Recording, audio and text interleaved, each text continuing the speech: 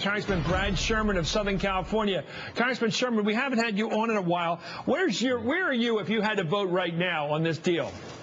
Well, I'd hope to improve. I would vote yes because if we don't pass a bill this year, there's going to be a worse bill that's passed next year.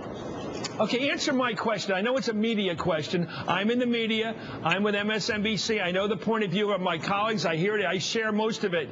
Here's my question. Why is there so much anger and noise in the media, among the netroots, among people self-described progressives, and yet when we look at this poll data tonight, overwhelming support among Democrats, by the way, even more support in other polls we've seen the last couple of days for this measure, this compromise?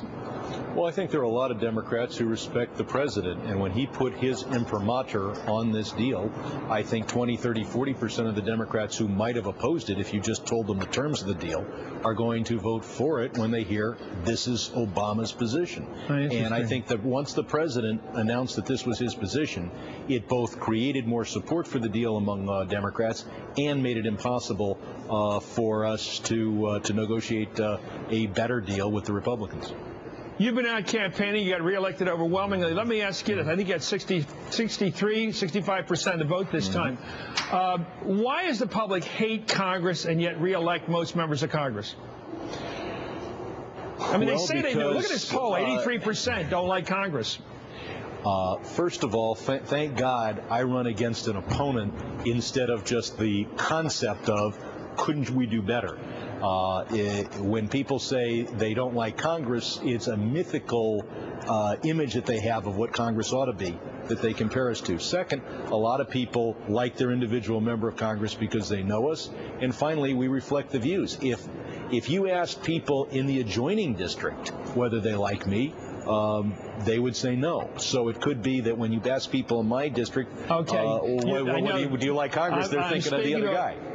Congressman, I'm speaking to a smart politician. I'm getting a smart political answer. Here's a better, tougher question. I know Nancy Pelosi. You know her. You know her as an inside political player. I know her as an outside person who's been in the media.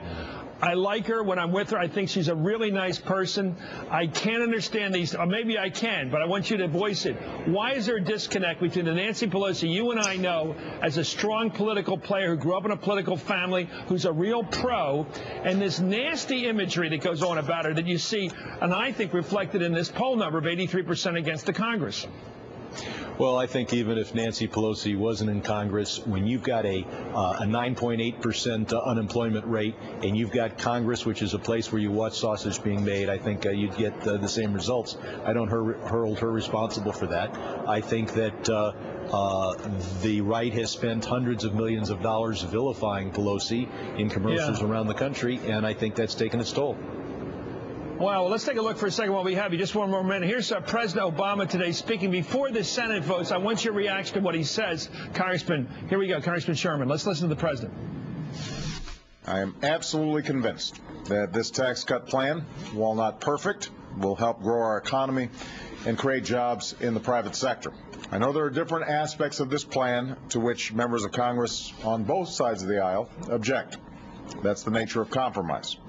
But we worked hard to negotiate an agreement that's a win for middle-class families and a win for our economy.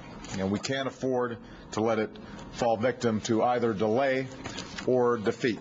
So I urge members of Congress to pass these tax cuts as swiftly as possible. What's the story in your state? Jerry Brown won. Barbara Boxer won, a woman of the progressive side. She's no middle-of-the-roader. You all won. I think every Democratic member of Congress got reelected. Why is we call it the left coast? Maybe I'm answering my question. Why is California so solidly Democrat, even in a brutal political year?